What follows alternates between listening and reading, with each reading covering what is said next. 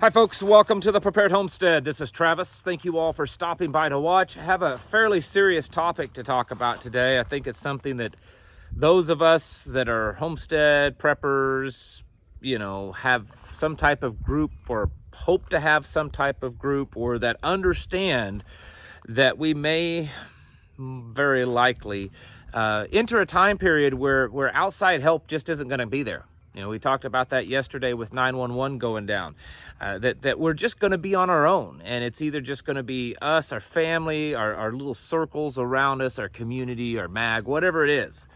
And when we start making preparations and plans for living like that and having no outside help, we really need to think about a lot of stuff other than just food, water, fuel, defense. There are other things that we will have to encounter.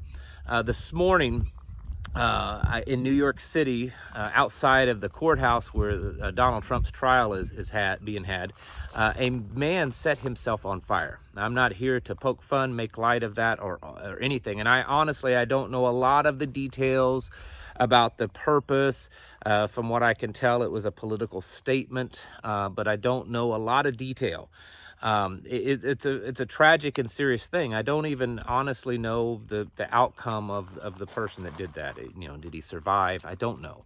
I am only mentioning it to illustrate the point that I'm going to try to make with this video, is that we should have a preparedness plan for dealing with mental health. This nation, and I know you've all probably thought this before, we are experiencing, it's not just this nation, it's our culture.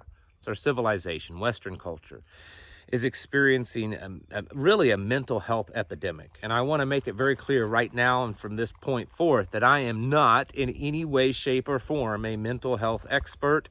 I do not pretend to be one or play one on TV. I know as much as probably you do about it, unless, of course, you're a mental health expert, and then I don't know that much compared to you. But I am here to say that you don't have to have a PhD or an MD or any other type of degree to just observe and see that this nation and this civilization is experiencing a mental health epidemic. It's everywhere. The amount of people that are on prescription medications is just astronomical.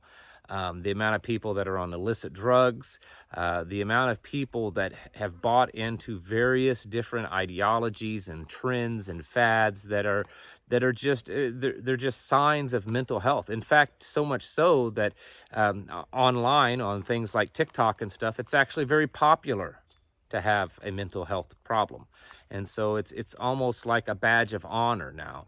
That, well, I have this mental health problem. Oh no, but I have this mental health problem. And while we may roll our eyes at it and at least in today's world, just throw more pharmaceuticals at it, it is a problem, but it's a problem that we may face without a system to help.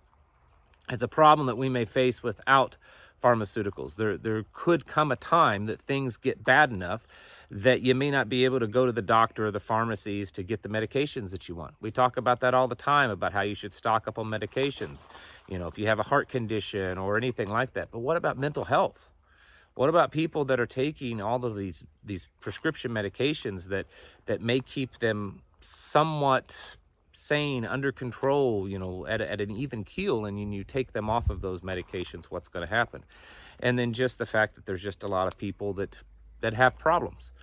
And then you take that and you compound that with things are going to get worse. People that have mental health issues now, how much more substantial are those issues going to be when the stress levels are substantially higher? When you're really in a survival mode, when things really are bearing down on your psyche because things are that bad.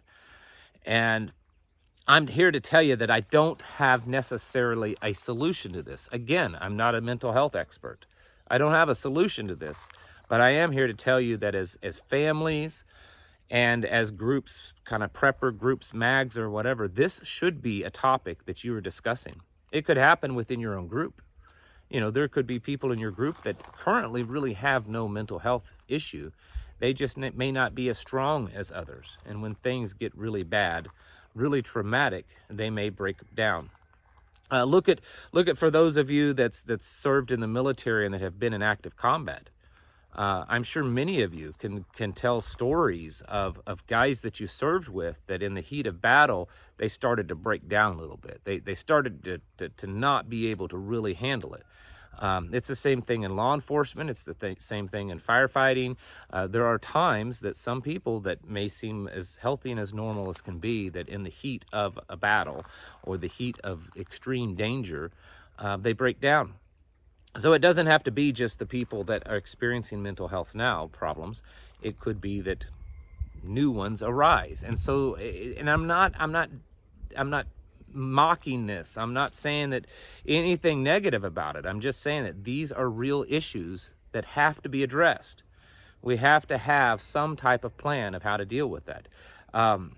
Again, I don't want to claim to be any kind of mental health expert, and I don't think that we should just assume that we can become one. But in a worst case scenario, when things fall apart, you may not have that around. You may not have someone that has professional experience and training, or that has the medications or anything like that that's necessary. So you may have to take this role on yourself or someone within your group. While you certainly don't want to be treating someone now, it would not hurt for you to start learning and reading up on this. Maybe someone in your group took at least some college courses, or has read books, or that has a little bit better knowledge. I know some of you may be rolling your eyes and laughing, but if there is no other help around, this may be the only help that you can have. Also, someone that is a minister, a pastor, a clergy, a chaplain, that's had possibly training and experience in doing some type of counseling. They may need to be the kind of the go-to person for that. It's very likely that some of us, maybe a lot of us, could experience some very traumatic things in our future as this world starts to fall apart. And we don't know how people are going to react to that. We just don't know. And it's going to be different than what any American that, at least that's still alive for the most part, has experienced in fighting foreign wars. Because at least in fighting the foreign wars, and I'm not downplaying them, please understand, but at least you were watching your fellow trained brothers or sisters in combat. It's very different when you're doing something and you're watching your family, your children that you feel protective over, your spouse, experience traumatic things, your loved ones, your neighbors around you, whether it be through violent problems, it could be starvation. There's all sorts of things that could happen. And it's going to affect people very differently. Even the toughest that's been through traumatic things are going to struggle, very possibly, because of the things that we may see. And I'm not trying to exaggerate things. I'm not trying to, spread some kind of, fear that things are going to be just so horrible. I'm only basing this off of what I have learned over the many years of reading in Scripture. In the Bible itself, it talks about what we will face in the last days. And if that's what we are facing, then it's going to get pretty bad, folks. And that's not spreading fear, that's just stating fact. And so this issue of dealing with mental health problems as they arise, or people that already have them and they're unable to get the therapy that they need or the medications that they need, definitely something to be thinking about. Now, I will mention that there are some herbs, some plants that can help.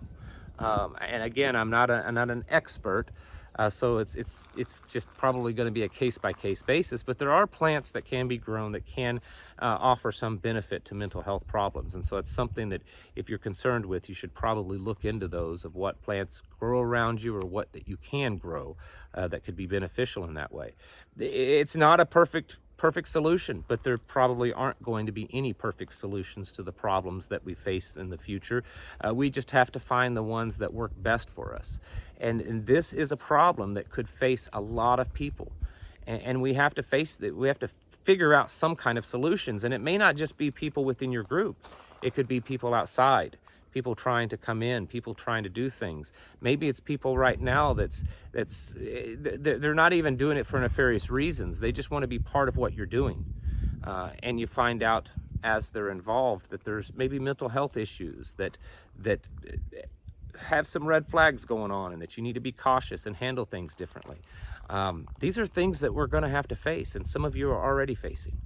And we should be thinking about that and coming up with a plan. And because honestly, I can't think of any other type of epidemic that may be greater that's happening right now in this moment in this country when it comes to just the mental health problems.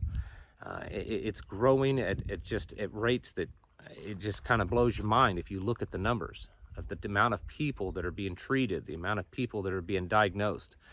It's growing a lot. And I understand many of you are going to say, well, it's the TikTok stuff, it's the chemicals and stuff, the stuff they're spraying, the stuff they're injecting, the diet of people. I get it. That's not even the point. And it's not, to me right now, the point isn't why it's happening. It's the fact that it is happening. And that we have to have a solution of some sort. We have to have a plan of how to deal with this, because it is going to affect us. And if whether it's your family or you're in any type of group, it's very possible that you may come across this. You know, if you're just a husband and wife and your children, what do you do if your spouse starts experiencing some serious traumatic problems, that they're just unable to cope, and they may even having very extreme thoughts? That's going to make it very difficult for you and your family to survive. And so you need to have a plan of how to do that. That's why I'm always encouraging you every day to get yourselves mentally, physically, and most especially spiritually prepared. Because if you have a solid spiritual foundation in God the Father and His Son Yeshua Jesus Christ, and in the Scriptures, you can overcome a lot of this. In fact, I remember listening to someone a while back, and they were saying that statistically, someone that would maybe go to see a therapist for whatever problems, they find out that their odds of improvement are just as good, if not better, if they just plug themselves into a good solid local group like a church or some type of local community group. And so looking at things that way, of seeing that just being involved in a group of solid believers can be helpful and beneficial also. So be thinking about this, be coming up with a plan, doing some research, developing some knowledge on this subject. Even if you're not an expert, it may prove to be very beneficial in the coming collapse that I think we're all going to be facing at some point.